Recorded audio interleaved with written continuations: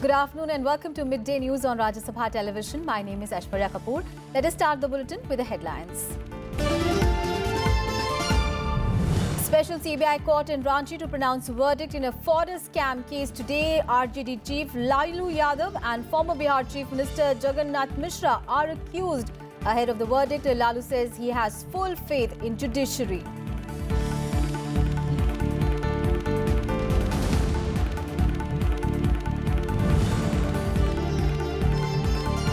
BJP's deliberations on next Chief Minister for Himachal Pradesh continues. The Congress President Rahul Gandhi in Gujarat for poll result review.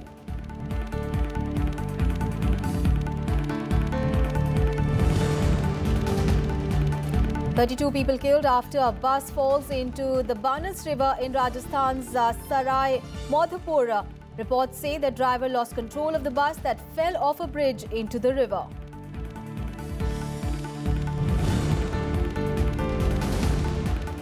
And United Nations imposes tough new sanctions on North Korea, hitting its oil supplies. Exports of refined petroleum products to the country cut by nearly 90%. Sanctions following last month's ballistic missile test. The top developing story at the top of this hour: special CBI court in Ranchi will give its verdict in a fodder scam case in which RJD chief Lalu Prasad Yadav is an accused. The case pertains to alleged fraudulent withdrawal of 84.5 crore rupees from the Deoghar district treasury between 1994 and 1996 when Lalu Yadav was Bihar Chief Minister. Jagannath Mishra, another former Bihar Chief Minister, is also an accused in the case. Lalu and Mishra were convicted by the CBI court in a different fodder scam case relating to the Chaibasa treasury. Lalu was sentenced to 5 years in jail, but he was granted bail by the Supreme Court in December 2013. In 2014, the Jharkhand High Court had stayed the trial against Lalu in 4 pending fodder scam cases on the ground that a person convicted in one case could not be tried in similar cases based on same witnesses and evidences. In May this year, the Supreme Court, however, quashed the High Court order and ordered Lalu to stand a trial in all the pending cases. न्याय पर, justice पर हमको भरोसा है कि हमको न्याय मिलेगा। हम निर्दोष हैं और कोई आरोप नकाउट नहीं होता है। और दोरई ने भी सीबीआई वर्सेस लालू यादव लिखा, तहलका में भी लिखा, और हम लोग अपना जो गवाही और साक्ष्य हमारे वकीलों ने दिया है वो बिल्कुल हम संतुष्ट हैं कि हमको इंसाफ मिलेगा। देखिए, हम लोगों को न्यायालय पे पूरा भरोसा है और उम्मीद करेंगे कि फैसला जो है हम लोगों के पक्ष में आए और सत्य की जीत हो। देखिए, लोअर कोर्ट का ऑलरेडी कन्विक्शन एक ट्रेजेडी में सेम केस के आ चुका है और उसके अगेंस्ट हम लोग हाई कोर्ट के लिए अपील में गए हुए हैं। तो ऑलरेडी अपील में हम लोग हाई कोर्ट में हैं ही। अब जो भी न्यायपालिका का जो रूटीन जो है, जो प्रक्रिया है, उसके लिए हम लोग आए हुए हैं। And the Enforcement Directorate has filed a charge sheet in a Delhi court against RJD chief Lalu Yadav's daughter Meesa Bharti in a money laundering case. The ED has also filed a charge sheet against Meesa Bharti's husband Shailesh Kumar and others in connection with the case. The probe agency had earlier attacked a Delhi farmhouse in connection with its money laundering probe against Meesa Bharti and her husband. On to some other news. The Election Commission has announced polls to fill up vacancies for 3 seats from Delhi on 16th of January. 3 Rajya Sabha members from Delhi will retire next month. The by-poll to fill up the Rajya Sabha seat from Uttar Pradesh was vacated by Manohar Parrikar and would also be held on 16th of January. Poll to fill up Rajya Sabha seat from Sikkim, from where the member is retiring in February, will also be held on the same date. The notification to hold elections to fill up the 5 seats, 3 in Delhi and 1 each in UP and Sikkim, will be issued on 29th of December, and counting will be held on 16th of January. And Rajya Sabha Chairman M. Venkaiah Naidu on Friday stepped up efforts to end the deadlock between the government and the Congress over Prime Minister Narendra Modi's remarks against his predecessor Manmohan Singh. Now, according to sources in Parliament, Chairman Naidu met the leader of the opposition in the Rajya Sabha, Ghulam Nabi Azad, the Congress deputy leader in the House, Anand Sharma, and Minister of State for Parliamentary Affairs, Vijay Goyal, in his chamber. He he also met them separately. Now, Chairman Naidu is understood to have emphasized that the House needs to resume a normal functioning from Wednesday. He also suggested that Leader of the House, Arun Jaitley, and Ghulam Nabi Azad could further discuss and resolve the stalemate in the House. And earlier, Rajya Sabha was adjourned on Friday till 27th of December after Congress members stalled the proceedings of the House. The party stressed that the impasse over the alleged remarks by Prime Minister Narendra Modi against his predecessor Manmohan Singh should be resolved first. Proceedings in the upper house were paralysed for the third day in a row on Friday. Leader of opposition Ghulam Nabi Azad said the panel formed at the chairman's behest must reach an accord first to break the deadlock. Deputy Leader of Congress Anand Sharma also insisted that the House should be adjourned without any disruption. आपने एक committee बनाई थी इस गतिरोध को खत्म करने के लिए, उसकी एक ही मीटिंग हुई है और बातचीत चल रही है। आज इस वीक का आखिरी दिन है और ज़्यादा बिजनेस भी नहीं है। मैं आपसे अनुरोध करूंगा जब तक आज ये गतिरोध खत्म नहीं होता है हाउस को स्थगित किया जाए और मीटिंग जब होगी उस गतिरोध को खत्म करें, शाम तक खत्म करें तो फिर आगे हम भी चाहते हैं कि बहुत से ज़्यादा बिल पास हो जाएं, होश चले। नहीं, मंत्री जी ने जो बोला, हम नहीं चाहते कि सदन में गतिरोध के बाद एडजर्नमेंट हो, इसीलिए एलओपी ने बोला है जब बातचीत हो रही है इस गतिरोध का समाधान निकालना आवश्यक है। विपक्ष चाहता है कि सदन में चर्चा हो, सदन में बिल पास हो, इसलिए समाधान निकल जाएगा। पर अगर एडजर्नमेंट के लिए जब तक आहत है हमारे पूर्व प्रधानमंत्री, पूर्व राष्ट्रपति पर ये बात हमने उठाई, उसका समाधान हम निकाल दें। Minister of State for Parliamentary Affairs Vijay Goyal suggested that the House should continue to function while a solution is found. मेरा इसलिए ये कहना है कि आज आपके साथ बैठकर बात हो जाएगी, इसलिए इस सदन के अंदर बाकी लोगों को अपने विषय को उठाने दीजिए। और मैं समझता हूं मामला ऐसा नहीं है जिसके अंदर की उसका हल नहीं निकाला जा सकता हो। Chairman M. Venkaiah Naidu sought to continue with zero-hour proceedings, but Congress members refused to relent. House नहीं चले ये आपका मांग है? नहीं, कितने बजे हो तो मैं तय करूंगा ना। 2 बजे तक कर ले। ये हर एक व्यक्ति बोल रहे भाई, नेता है, उपनेता है, दोनों केपेबल है। आप लोग बैठ जाइए। Don't doubt your capacity of your leader and deputy leader. Both of them are very experienced parliamentarians. I have confidence in them. They have confidence in me. You have confidence in them. Please sit down. Rajya Sabha will now meet on the 27th of December after the weekend and the Christmas break. I am adjourning the House to meet again on Wednesday, 27th December 2017. Chairman M. Venkaiah Naidu intervened and suggested that both sides resolve the deadlock amicably through internal discussions. In fact, on Tuesday, the Rajya Sabha passed 2 crucial bills, but thereafter, the issue returned to reverberate in the House again. It remains to be seen how a truce is brokered between the two sides so that the winter session becomes a productive one. Reporting from Parliament House with camera person Prashanta, I'm Kriti Mishra for Rajya Sabha Television. More news from Rajya Sabha, where the Select Committee examining the Motor Vehicles Amendment Bill 2017 tabled its report in the Rajya Sabha on Friday. The panel made several observations, but the recommendation enactment of the legislation without any modification. The Motor Vehicles Bill 2017, once voted into law, will bring in sweeping changes in the transportation sector. After a thorough scrutiny, a select panel of 24 members, chaired by Vinay P. Sahasrabuddhe, tabled the report on the Motor Vehicle Act Amendment Bill 2017 in Rajya Sabha on Friday. The bill is intended to make our roads safer and save lives. Opposition parties have given dissent notes saying the bill had failed to save the interest of state governments. Sir, with your permission, I rise to present the report of the Select Committee on Motor Vehicles Amendment Bill 2017, both in English and in Hindi. The committee recommended that every traffic policeman enforcing the rules should have body cameras to reduce corruption by enforcement officials. The panel also called upon the centre and state governments to work out the modalities to bring the idea of one nation, one permit and one tax to fruition. The committee also recommended that long-distance buses should invariably have inbuilt toilets. The panel has also recommended that the government should explore the possibility of increasing the compensation to the victims of hit-and-run cases.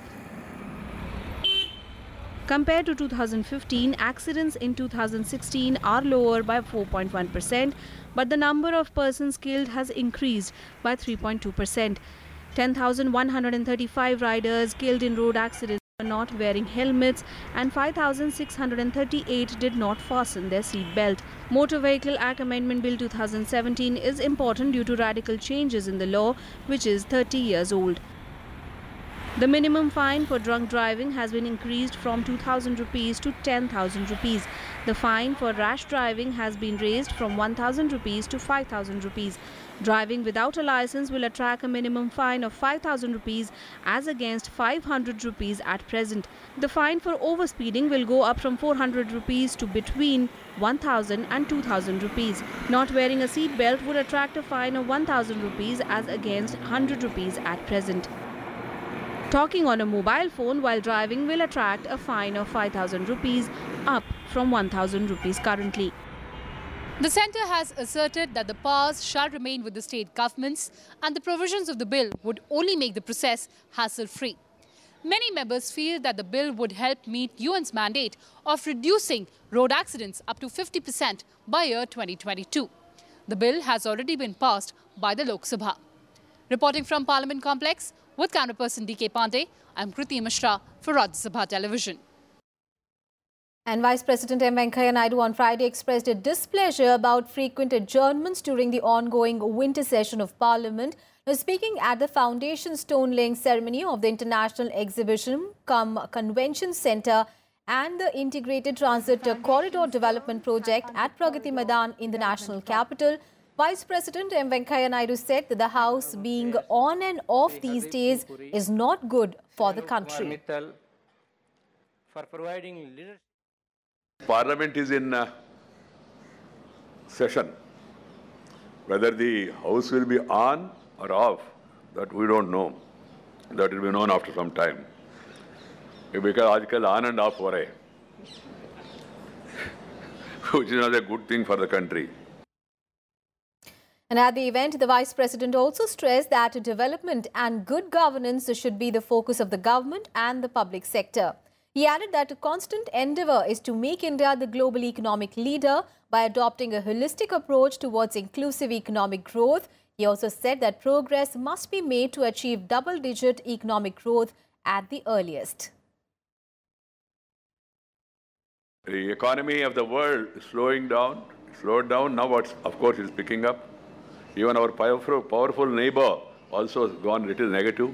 The only economy which is moving forward, that's India. Thanks to the reforms and thanks to the leadership of the country as well as the contribution made by people in various sectors. So what is required is that we must have a holistic approach for an inclusive growth.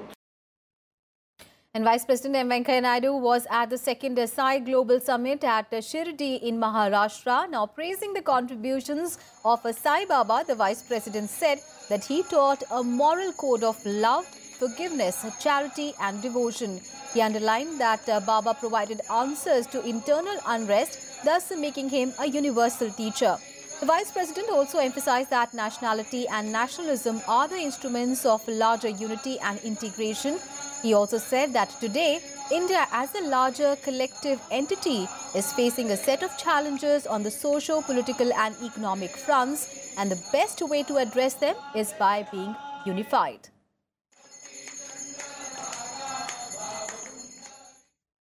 You have to take care of other human beings.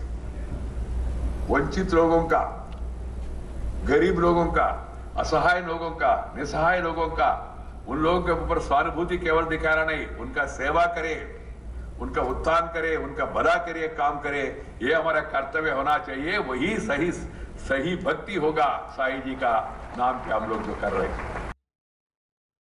And on the birth anniversary of Chaudhry Charan Singh today, a function to pay floral tributes to him was held in the Central Hall of Parliament House, and various dignitaries, including Lok Sabha Speaker Sumitra Mahajan, were present on the occasion. Prime Minister Narendra Modi took to Twitter to pay tributes to Chaudhry Charan Singh.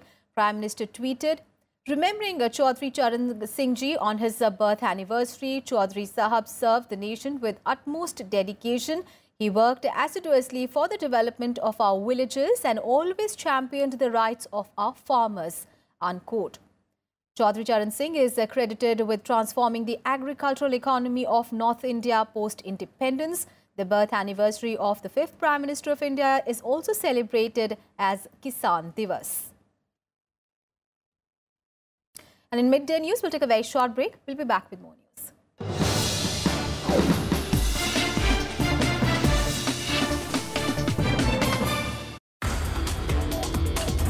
In the world that we live in, it's very important that people have some idea. They may not be scientists, but they have some idea of what science is. I think we need to bring back the excitement in science and get it away from this thing to being able to answer a particular question on an exam. Science is just exploring the world and finding out something, and that world could be a star in a galaxy far away or a cell inside my body. It doesn't matter.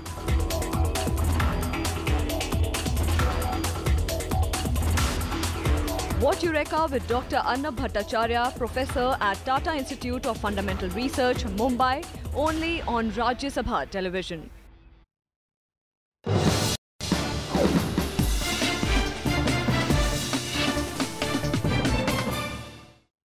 Thanks for staying with us. Now, deliberations on who will be the new Himachal Pradesh Chief Minister continues in the BJP as the two-member team of central observers have returned to New Delhi from Shimla. On Friday, union ministers and observers of the party for Himachal Pradesh, Narendra Singh Tomar and Nirmala Sitharaman, held a meeting with the core group leaders in Shimla. And according to sources, the central observers will now submit a report regarding the meeting to the party high command. The defeat of the BJP's chief ministerial face, Prem Kumar Dhumal, from his Sujanpur seat threw the leadership race wide open. की भावना आई है, उन भावनाओं से राष्ट्रीय अध्यक्ष जी को हमारे पर्यवेक्षक अवगत कराएंगे और फिर केंद्रीय नेतृत्व से आगे क्या करना है उस संबंध में मार्गदर्शन मिलेगा। कई विधायक जो शिमला आए थे, उन सभी विधायकों को हम लोगों ने शुभेच्छा दिया, उनको बधाई दी और विधायक व्यक्तिगत रूप से भी सब लोगों से बातचीत किए हैं। And my colleague Akhilesh Suman is now joining us for more details. Akhilesh, now uncertainty on the new Himachal Pradesh Chief Minister continues even 6 days after the BJP's win in the assembly elections. So by when can we expect a final decision? Really, Aishwarya, it is really a surprising situation for everyone because BJP is a party where hardly people resent in such a way as the Prem Kumar Dhumal supporters are resenting in Himachal Pradesh. And there are obvious reasons because he was declared chief ministerial candidate and his seat was shifted from his original seat Hamirpur to Sujanpur. So he thought that it is going to be a winning situation, and he spent all his time in Himachal Pradesh electioneering and propaganda. He could not take care of his own constituency. And now when he is defeated, there is a lot of anger in his supporters. And you know that his son Anurag Thakur is also a leader in BJP and he is an MP, member of parliament. He has not been given any type of ministerial berth either in the center or anything in the center. So there is a resentment in Prem Kumar Dhumal's supporter that he is just empty-handed now. It is a good question before BJP leadership, and now once the observers are there in Delhi, now they are going to deliberate on this situation, how to tackle it. And what I am getting from my source is that by tomorrow evening, some sort of arrangement will be made. Because there are some names that is already in the air, and you have to balance it. Like JP Nadda is there, and JP Nadda might be a compromise candidate with Prem Kumar Dhumal being shifted to Rajya Sabha in Delhi, and Anurag Thakur being some responsible position in cabinet. And Rameswar Thakur, who is the he was also one of the chief ministerial candidate left after election result came out. He might be given some good portfolio in Himachal Pradesh. So this might be one of the formulas that is being talked about here, so that there should be no rebellion and 2019 election can be going smoothly in the state. That's Absolutely. Thank you, Akhilesh, for all those updates there.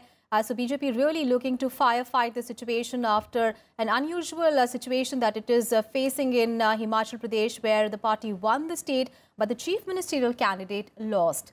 On to some other news. Now, Congress President Rahul Gandhi today began his 3-day Gujarat tour by paying a visit to the Somnath temple. This is Rahul Gandhi's first trip to Gujarat after the recently concluded assembly elections.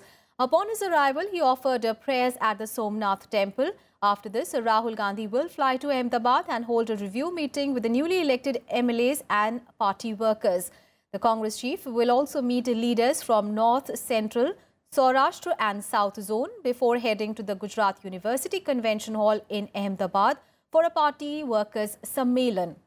The Congress, remember, bagged 77 seats out of 182 in the recently concluded assembly elections in the state of Gujarat.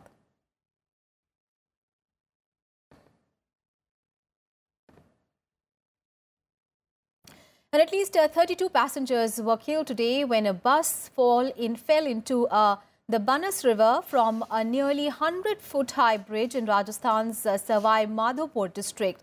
The incident took place early morning in Surwal police station area when the driver of the private bus from Madhya Pradesh was trying to overtake another vehicle and in the process lost balance. The passengers were coming from Lalsot in Dausa to visit Ram Devra. Meanwhile, Prime Minister Narendra Modi expressed grief over the incident and said that his thoughts were with the families of the deceased. The Prime Minister has also asked the state government to closely monitor the situation. Chief Minister Vasundhara Raje also expressed grief over the accident and said that she has ordered the officials to carry out speedy rescue operations. On to some other news. Prime Minister Narendra Modi has said that a strong India-China relationship is important not only for the mutual benefit of the people of both the nations, but also for the region and the world. He said this during his meeting with the State Councillor of China, Yang Jiechi, who called on him on Friday evening. Now, during the meeting, Jiechi and National Security Advisor Ajit Doval briefed the Prime Minister on the 20th round of talks between special representatives of China and India on the boundary question, which was held earlier in the day on Friday. And earlier, China decided to increase the frequency of their talks on issues of critical importance. In a meeting between Indian and Chinese special representatives, namely Ajit Doval and Yang Jiechi on Friday, both the sides decided to step up efforts to evolve consensus on various issues. Both the sides met in Delhi on Friday to discuss contentious issues like the border dispute and differences on terrorism, as well as on Belt and Road Initiative, especially the China-Pakistan Economic Corridor. The pollution in Brahmaputra River was also raised during the meeting. This was the 20th round of special representatives level talks between the two countries. Foreign Secretary S. Jaishankar and Chinese Ambassador to India, Liu Zhaohui, were also present in this meeting, which was a first such meeting after the Doklam standoff that continued for 73 days and ended on 28th of August after mutual diplomatic consultation. And last week, Chinese Foreign Minister Wang Yi had held talks with External Affairs Minister Sushma Swaraj on the sidelines of RIC held in Delhi. And the next round of special representative level talks will take place in China in 2018. And Russia's Deputy Prime Minister Dmitry Rogozin co-chaired the meeting of India-China Intergovernmental Commission on Trade, Economic, Scientific, Technological and Cultural Cooperation. External Affairs Minister Sushma Swaraj is hosting Rogozin and is leading the Indian side. Now, today's meeting will enable the two sides to review the progress achieved by various working groups and subgroups under the IRIGC-TEC. The two sides will also discuss new areas of cooperation that could strengthen bilateral trade and investment. And US Secretary of Navy Richard V. Spencer on Friday met Foreign Secretary S. Jaishankar and Navy Chief Admiral Sunil Lamba in New Delhi. The two sides held wide-ranging talks to further boost bilateral naval cooperation, besides pursuing common interests in the Indo-Pacific on Friday. Cooperation between the two navies, a shared commitment of both the countries to the rule of law, freedom of navigation and free and fair trade were also discussed in the meetings. The US has been pushing for an important role by India in the Indo-Pacific region, where China has been expanding its presence aggressively. Now, this was Spencer's first visit to India as the Secretary of the Navy. The top international story of the day, the United Nations Security Council has voted unanimously to impose tougher sanctions on North Korea in response to its recent ballistic missile tests. China and Russia, North Korea's main trading partners, also voted in favor of the resolution. Now, the North Korean regime is already subject to a raft of sanctions from the US, the UN and the EU. And the new set of US-drafted sanctions will further strangle North's energy supplies and tighten restrictions on smuggling and the use of North Korean workers overseas. Nikki Haley, the US ambassador to the United Nations, claimed that the new sanctions went even further than the sanctions passed in September that were at that time called the toughest yet. She said that the UN had repeatedly offered Pyongyang a choice, and repeatedly in its continued missile tests, the regime had chosen the path of isolation. US President Donald Trump also welcomed the resolution. He tweeted that the world wanted peace and not death. Their arrogance and hostility to anything productive has set their country on a destructive path. 9 times before today, we have asked the North Korean regime to choose the path of peace. And if they do, we would welcome them back into the community of nations. But Pyongyang has chosen the path of isolation. As we have in the past, we will continue to match the Kim regime's choice of aggressive actions with actions of international sanction. That's all in this edition of Midday News. Up ahead is Khabar Dopaher. Thanks for watching.